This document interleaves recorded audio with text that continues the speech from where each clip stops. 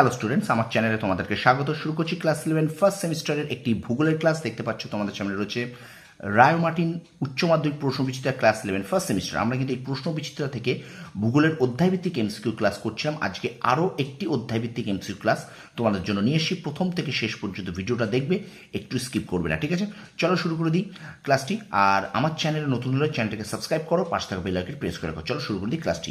Class 11 রায় Martin প্রশ্ন বিচিত্রা থেকে first semester ভূগোলের অধ্যায়ভিত্তিক এমসিকিউ ক্লাস। তো আজকে আমরা দেখো ইউনিট 2 শুরু করব, অর্থনৈতিক ভূগোল। এইটা শুরু করবো অর্থনৈতিক ভূগোল। দেখো 2.1-তে আছে অর্থনৈতিক ক্রিয়াকলাপের শ্রেণীবিভাগ, এই পার্টটা আমরা করবো, ঠিক আছে? তো আমরা এর আগে দেখো এখানে লেখা আছে 13তম পর্ব আমি শেষ করেছি। আজকে আমরা করব ক্লাস 11-এর ফার্স্ট সেমিস্টারের আজকে 14তম পর্ব, ঠিক আছে? আজকে 14তম পর্ব। চলো শুরু করি ক্লাস। দেখে নাও ইউনিট 2 অর্থনৈতিক ভূগোল, অর্থনৈতিক ক্রিয়াকলাপের শ্রেণীবিভাগ, ক্লাস 11 ফার্স্ট সেমিস্টার রায় মার্টিন প্রশ্নবিদ্যা থেকে ভূগোলের অধ্যায়ভিত্তিক এমসিকিউ ক্লাসের আজকে কিন্তু শুরু হচ্ছে 14তম পর্ব, ইউনিট 2 অর্থনৈতিক ক্রিয়াকলাপ। চলো অর্থনৈতিক ভূগোল, অর্থনৈতিক ক্রিয়াকলাপের শ্রেণীবিভাগ, চলো দেখে নিই। প্রথম প্রশ্ন দেখো, প্রদত্ত কোন ক্ষেত্রে নিযুক্ত ব্যক্তিরা স্বর্ণালী পোশাকি শ্রমিক হিসেবে পরিচিত? উত্তর হবে অতি নব্য। উত্তর কি হবে? অতি নব্য ব্যক্তিরা, ঠিক আছে? পরের প্রশ্ন দেখো, সেবা ক্ষেত্রের কাজকর্মে নিযুক্ত কর্মীদের বলা হয় গোলাপি পোশাকের কর্মী। আচ্ছা, থিঙ্ক ট্যাঙ্ক বা বুদ্ধির ভাণ্ডার কোন স্তরের কর্মীদের বলা হয়? অতি নব্য স্তরের। প্রাথমিক অর্থনৈতিক ক্রিয়াকলাপে নিযুক্ত শ্রমিকরা হলেন রেড কলার। আচ্ছা, পরের প্রশ্ন দেখো, ব্ল্যাক কলার ওয়ার্কার বলা হয়, এখানে উত্তর হবে খনিজ উত্তোলনকারী কর্মীকে, ঠিক আছে? খনিজ উত্তোলনকারী কর্মীকে। তারপর প্রশ্ন, শিক্ষকের শিক্ষাদান কোন শ্রেণীর অর্থনৈতিক কার্যাবলী? তৃতীয় শ্রেণীর অর্থনৈতিক কার্যাবলী। আচ্ছা, এবারে পরের প্রশ্ন দেখে নাও, সময়ের সঙ্গে সঙ্গতি রেখে সৃষ্ট বিভিন্ন ধরনের অর্থনৈতিক কাজের সঙ্গে যুক্ত শ্রমিকদের সঠিক ক্রমে সাজাও। এখানে দেখো গোলাপি পোশাক, নীল পোশাক, সাদা পোশাক, স্বর্ণালী পোশাক, লাল পোশাক শ্রমজীবী গোষ্ঠী। উত্তর হবে এখানে 5, 2, 1, 3, 4, 5, 2, 1, 3, 4, ঠিক আছে? আচ্ছা, পরের প্রশ্ন দেখো, পেশাদার পরামর্শ দান যে অর্থনৈতিক ক্রিয়াকলাপের উদাহরণ তা হলো কুইনারি ক্রিয়াকলাপ। আচ্ছা, নীল পোশাকের কর্মচারী যে অর্থনৈতিক ক্রিয়াকলাপের সঙ্গে যুক্ত তা হলো দ্বিতীয়। আচ্ছা, পর্যটন যে প্রকার অর্থনৈতিক ক্রিয়াকলাপের অন্তর্গত তা হলো তৃতীয় ক্ষেত্র। আচ্ছা, সামরিক ক্ষেত্রে নিযুক্ত শ্রমিকেরা হলেন সবুজ পোশাকের কর্মী। প্রাথমিক অর্থনৈতিক কাজের উদাহরণ হলো পশম সংগ্রহ। পরিষেবামূলক ক্ষেত্র কোন পর্যায়ের অর্থনৈতিক ক্রিয়াকলাপ? উত্তর হবে এখানে তৃতীয়।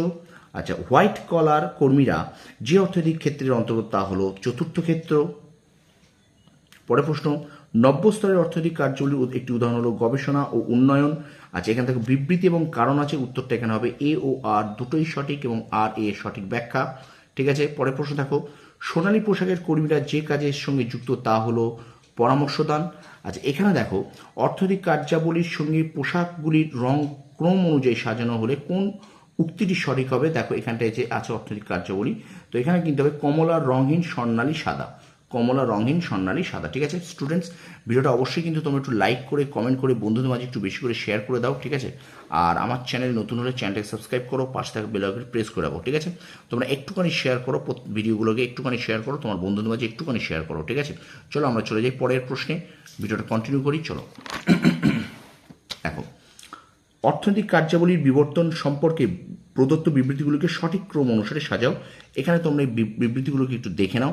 দেখো এখানে উত্তর হবে 3, 2, 1, 4, 3, 2, 1, 4, ঠিক আছে? 3, 2, 1, 4, ওকে? আচ্ছা, পরের প্রশ্ন দেখো, এখানে পরিবহন সংক্রান্ত কাজ যে স্তরে অর্থনৈতিক কাজের অন্তর্গত? তৃতীয়, ঠিক আছে? পরের প্রশ্ন দেখো, স্তম্ভগুলোকে মেলাও। 1-এর বি, 2-এর এ, 3-এর ডি, 4-এর সি। 1-এর বি, 2-এর এ, 3-এর ডি, 4-এর সি। আচ্ছা, পরের প্রশ্ন, প্রথম ও দ্বিতীয় অর্থনৈতিক স্তরের কাজকর্মের কোন অর্থনৈতিক স্তর প্রাথমিক পরিষেবা দেয়? তৃতীয়। আচ্ছা, পৃথিবীর সবচেয়ে বেশি মানুষ যে ধরনের অর্থনৈতিক কার্যকলাপের সঙ্গে যুক্ত তা হলো প্রাথমিক ক্ষেত্র। আচ্ছা, গোলাপি পোশাক পরিহিত কর্মীরা ড্যাশ স্তর অর্থনৈতিক কাজের সঙ্গে জড়িত? তৃতীয়। আচ্ছা, আন্তর্জাতিক বাণিজ্য যে স্তর অর্থনৈতিক ক্রিয়াক্ষেত্রের অন্তর্গত তা হলো দ্বিতীয়। আচ্ছা, এবার দেখো সঠিক জোড়াটি নির্বাচন করো। এখানে সঠিক জোড়াটি হবে কিন্তু পিঙ্ক কলার ওয়ার্কার নার্স, ঠিক আছে? পিঙ্ক কলার ওয়ার্কার নার্স হবে, ওকে?